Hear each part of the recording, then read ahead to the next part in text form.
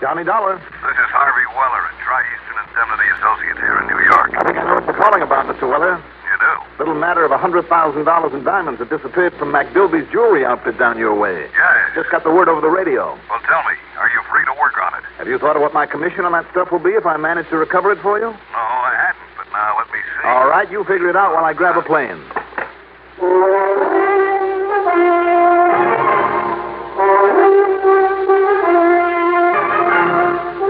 The CBS Radio Network brings you Mandel Kramer and the exciting adventures of the man with the action-packed expense account.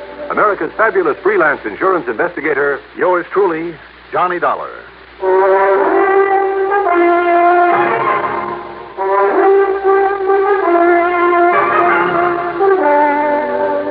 Expense account submitted by Special Investigator Johnny Dollar to Tri-Eastern Indemnity Associates, New York City office. Following is an account of expenses incurred during my investigation of the hot chocolates matter. Expense account item 1, 1645, taxi to Bradley Field and a plane to New York's Idlewild. Item 2, 520 for a cab to McDilby's House of Jewels on Madison near 57th. A sign on the door said closed, so I walked in and joined a sad-faced mob of clerks and cops. Now, just a minute, mister. Didn't you see that sign? Johnny! Hi, Randy. I might have known the indomitable Lieutenant Randolph Singer would be in charge. Yeah, here I am. But how'd you find out about it so soon? It only happened 2-3 hours ago. Never underestimate the power of radio, Randy. Now, what's the plot? Well, Johnny... Here it is, Lieutenant Singer. Huh? Oh, right, Mr. McDilby, thanks. And if we find anything else missing that is not on that list... Yeah, you be sure and let me know. I certainly shall. Here, meet Johnny Dollar. He's a special investigator. Mr. Dollar, I am very glad to see you, sir. How are you? Yeah, Johnny's a special investigator for the insurance. Yes. I know all about him. Lieutenant, Mr. Dollar, you can count on me as a great admirer of both you personally and the fine work that you do. Well, I thank you, Mr. McDilby. Now, perhaps we'll be able to get to the bottom of this. Now, if that's supposed to mean you didn't expect us to get to the bottom of it, McDilby... You heard the man, Randy. No, of course not, Lieutenant. But I am glad that Mr. Dollar is here to work with you. Oh, sure. He'll be a lot of help. If you don't get in my way. If I don't... Now, at about how much do you figure the total loss, Mr. McDilby? Fush, I'm afraid it's close to $104,218.51 approximately. Approximately. Yeah, that's what it comes to on this list. Tell me, were there any witnesses to the robbery? Have you had any word on poor Mr. McDuggan, Lieutenant? Yeah, I checked with Bellevue Hospital just before Johnny got here. And? Well, they doubt very much if the old man will pull through. Terrible. My heart is filled with grief to hear that. Who is McDuggan, Randy? The old night watchman. Whoever did this job came in just before opening time, tore him up with a .38, and then just helped himself. To approximately $104,200. Yes, you told me. Aye. How did he get in, Randy? I mean, after all, if there was a night watchman on duty. And a good one. McDuggan was not only a personal friend, but an old and very, very faithful employee. Well, there was no sign of tools on the doors or windows, Johnny, and the burglar alarm was still on, so either he somehow got hold of the key or McDuggan let him in. Somebody that McDuggan knew, then. Possibility, all right. But now it looks like he'll never be able to tell us. Terrible. Now, who came in here and found out what had happened? You, Mr. McDilby? No, sir. It was Miss Tavish, my chief clerk, who always opens up the store. Would you like to have a word with her? Later, maybe. These people here, are they all your employees? Yes, sir. Only one that's missing is Daniel Fairling, cleaning boy. Oh, don't worry, Johnny. I've already ordered a rundown on all of them and put out an APB on young Fairling. Well, you're improving, Randy. Well, thanks, pal. Now, does anybody beside you know the combination of the safe, Mr. McDilby? No, sir. But the safe wasn't touched. Do you mean that you left over $100,000 worth of stuff lying around out here in the showroom? Ordinarily, no, sir. But we closed up so late last night after a special sale we were having. And was McDuggan on the job? McDuggan's in Bellevue, Right, but now listen, Johnny. I'll see you later.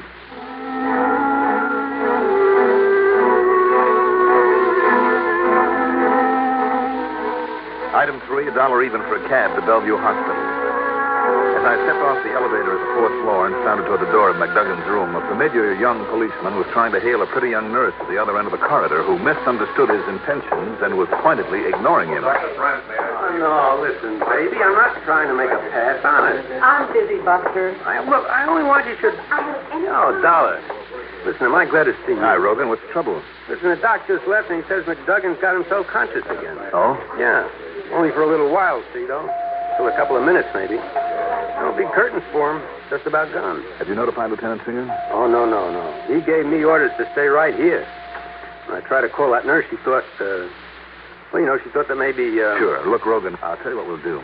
Yeah? You go down to the first floor to the main desk. There's a telephone there. I'll keep an eye on this room while you call the lieutenant and tell him to get over here. Yeah, good. Well, there ain't any phones on this floor? Well, the stairway's over there at the far end of the corridor. You won't have to wait for an elevator. Yeah. Oh, okay, Dollar. Thanks a lot. Now, let's see.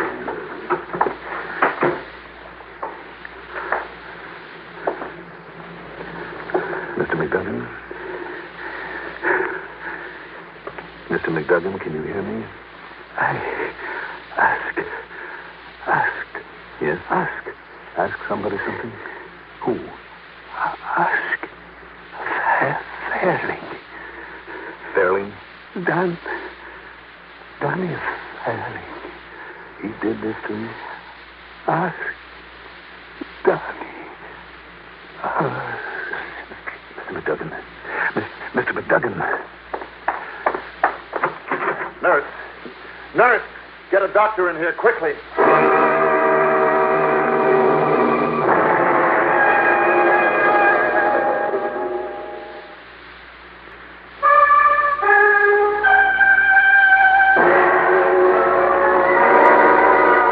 This time, I tore on down the stairs to get to one of the phone booths I'd noticed on my way in, but as I reached the second floor landing... Oh, why don't you watch...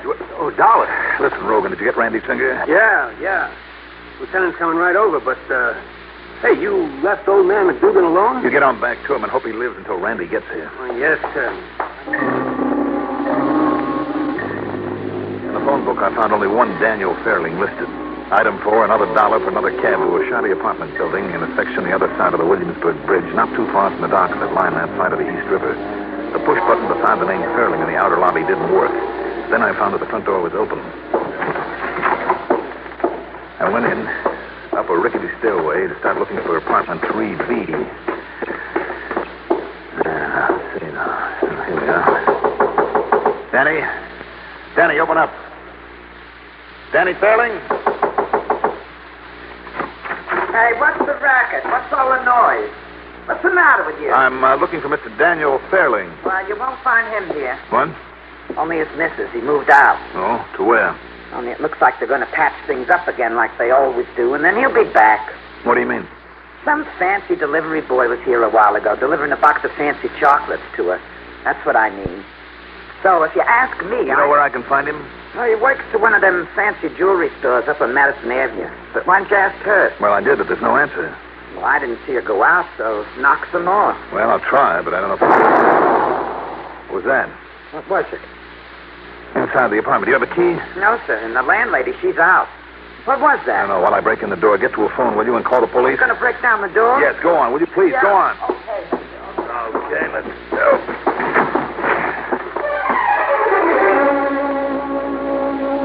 It wasn't pretty. The bomb had been inside the box of candy. It had gone off, and the Fairling woman had opened it, plastering walls, ceiling, and floor with bits of chocolate.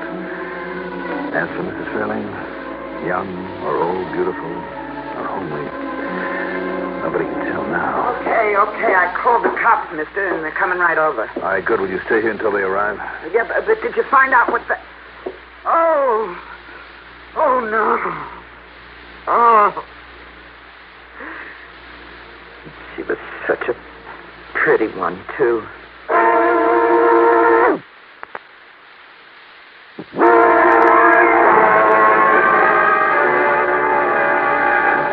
Item 5, 10 cents for a phone call to Lieutenant Singer's office at the 18th Precinct. Yeah, Johnny, I got there. But just in time to watch old McDuggan die, and without saying a word. So, what about you? You have any luck when you saw him? He was able to say only one thing to me, Randy. Yeah? What was it? The name of that cleaning man that McDilby mentioned to us this morning. The one that's missing? Danny Fairling? Uh-huh. but all he said about him was... Well, then we're in luck. We're really in luck. Why do you say that? You hop in a cab and get on over here. Look, Randy. You'll see, Johnny, you'll see. Now, come on over here and as fast as you can. Item 6, $1.90 for a cab to the 18th Precinct headquarters. Well, I've always told you we don't waste any time around here, Johnny. First rundown we made was on that Fairling. When we found that Danny boy had a record. A record? As long as your arm. So, Natch, we put out the word on him. And you know when the boys downtown picked him up? When, Randy? About the same time you and I were talking there in McDilby's shop. No. Where'd they find him? Oh, some little room in a house way downtown. They didn't try his apartment? Well, sure, but his wife said he and she were on the outs and told them where to find him. And if they hadn't left, they might have saved her life. What? A box of candy blew up in her face, Randy, when she opened it. Oh. Don't worry about it, though. It's out of your bailiwick. Oh, now, just a minute, Johnny. Come on, I want to talk to this Danny. But listen, do the police in that precinct know about his wife? Yes, they know. There's nothing you can do about it from here. We'll see. Well, in here, Johnny. All right. Open up, Joe. Yes, sir. Well, here's our boy. You're talking about me, Fats, and I demand to know where you're holding me. What kind of grounds have you got? Fairling, I demand to know what you did with all those goodies you took from your boss's jewelry store, and the quicker you start talking, the better for you. That's a fact. Yeah? Now, who are you? My name is Johnny Dollar. Oh, Johnny Dollar, huh? The big insurance eye. Well, if you think I made that heist, you're just as dumb as the cops. I'd like to see them prove it. I'd like to see them prove anything on me. Now, when are you going to let me out of this stinking place? It'll take the best lawyer in town to get you out of here, Fairling. Now, don't you worry, Dad. Don't you worry about that. When the time comes, I'll have a lawyer. I'll have a lawyer that'll make a monkey out of you guys. Can't prove a thing on me. If you didn't pull the heist, Danny. Oh, now, Johnny. How come you didn't show up at the store this morning? Because I was late getting there. And when I saw them off and heard what happened, well, do you think I was going to hang around and beg for a pinch? Me? With my record? Did McDilby know about your record when he hired you? You mean I should go around blabbing about it? Oh, you're real cute, Dollar. Danny. Now, look. I'm fed up to here with you guys. Why don't you leave me alone, huh? Or else let me out of here. Saying the bit about his wife on him, Johnny. No, don't you, Randy. What? What'd you guys say? Danny, if you didn't pull that job, do you have any idea about who might have? Sure, like maybe everybody who works in that joint. You know anything? No.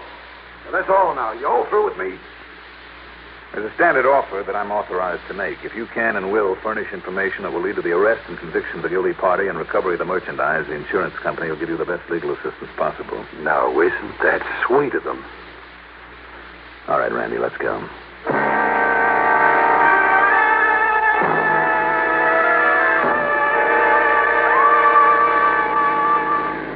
So, that's the picture, Randy. Okay, Johnny, but the boys from that precinct are going to want to be asking him a lot of questions about it. Well, just don't let them know that you have him yet. Not until I have time to check this a little bit more. Yeah? Why? Because if Danny is guilty of that robbery... And the murder. Of the robbery, maybe the shock of finding out about his wife will open him up if it's used at the right time. Which is when? Let me worry about that, Randy. Meantime, we'll be finding out if your boys have uncovered anything new back at the shop. Johnny. Yeah. Are you holding back something on me? Like what? Like what maybe old man McDuggan said to you there at Bellevue? All he said was, ask Danny Fairling. And to me, that says we're holding the right man. Well, I wouldn't bank on it, Randy. You have a better idea, Johnny? For both the robbery and the murder? Yes, I have an idea. And I don't like it.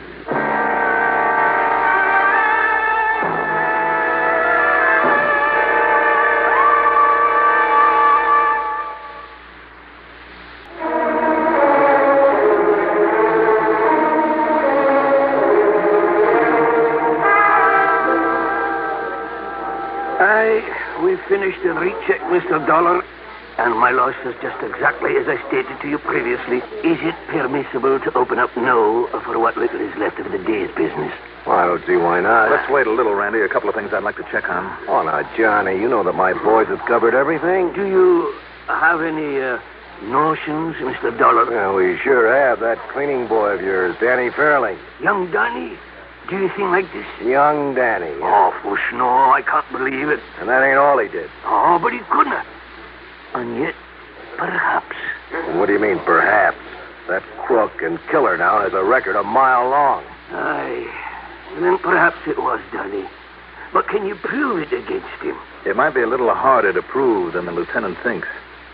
You mind if I look around a little? Oh, I'll be glad to show you anything and everything. Well, there's no point in taking your time if you're getting ready to open up again. No, he's perfectly all right. Miss, perhaps you can help me. Yes, sir? Miss Tavish, this is Mr. Johnny Dollar. How do you do, Mr. Dollar? You'll be kind enough to show him anything that he likes? That'll be a pleasure, Mr. Dollar. All right. Then let's get to work.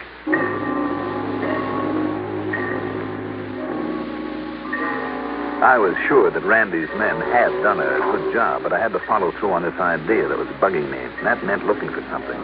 Anything to back it up. And then I found it. In a small cleaning closet in the back.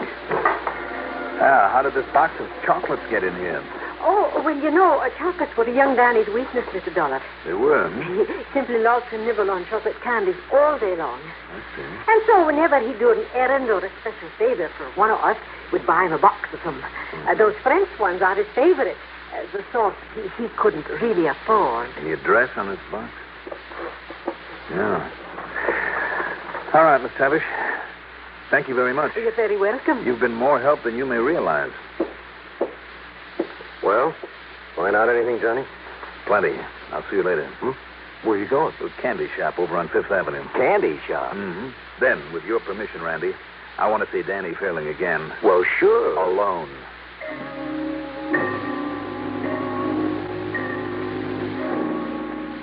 Mais oui, monsieur. We did deliver a box of our excellent chocolates to that address this morning.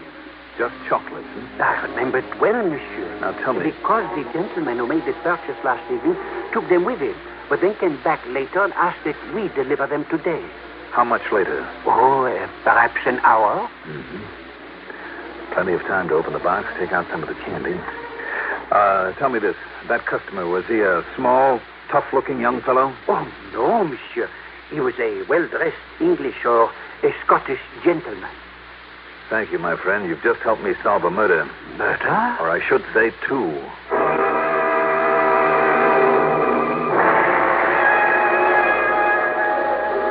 Okay, Danny.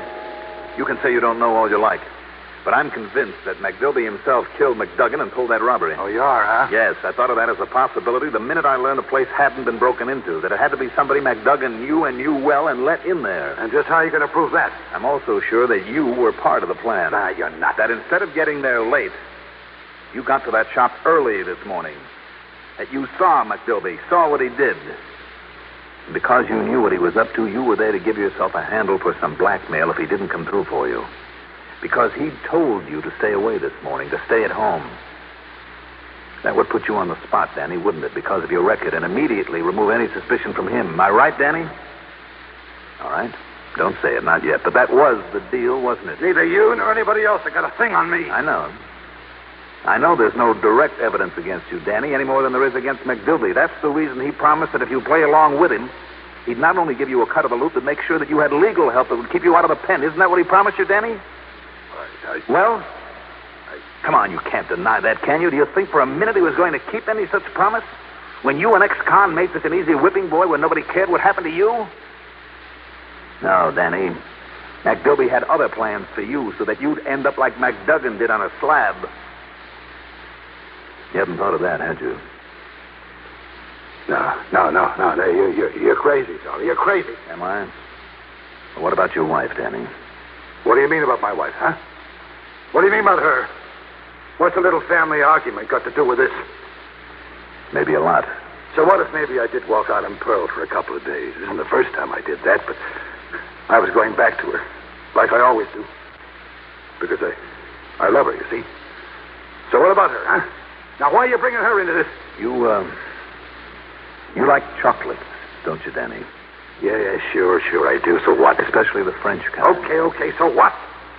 And McDilby didn't know that you'd moved out on your wife. So why should he? Him or anybody else? So he thought that you would be there at the apartment this morning, didn't he? Yeah, maybe so. But so what? What's that got to do with Pearl? Now, look, start making sense, Dollar. That's the reason he sent the box of chocolates there. Huh? The box, Danny. So that makes him a crook and me an accessory? Danny, the box had a bomb in it. What? A bomb? Yes. It killed her. Pearl. Pearl. Sorry, Danny. You listen to me. If the law doesn't kill him for $1, I will.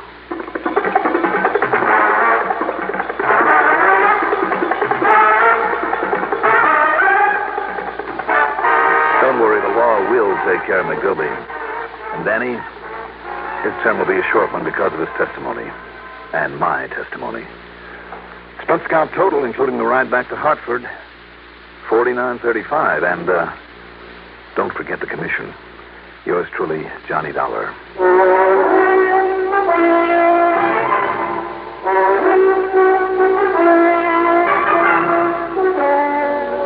Now, here's our star to tell you about next week's story. Next week, high adventure in the colorful, romantic gold rush country that can also be very deadly.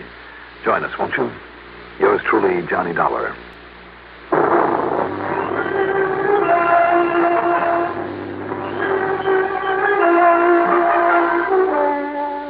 Yours truly, Johnny Dollar, is written by Jack Johnstone, produced and directed by Fred Hendrickson. Johnny Dollar is played by Mandel Kramer. Also featured in our cast were Jackson Beck, Sam Gray, Gil Mack, Bill Lipton, Guy Rep, Betty Gard, Ivor Francis, and Vicky Bola. Music supervision by Eugene Sine. Sound patterns by Walter Otto. Technical supervision, Mike Schotzker. Be sure to join us next week, same time, same station, for another exciting story of yours truly, Johnny Dollar. Art Hannah speaking.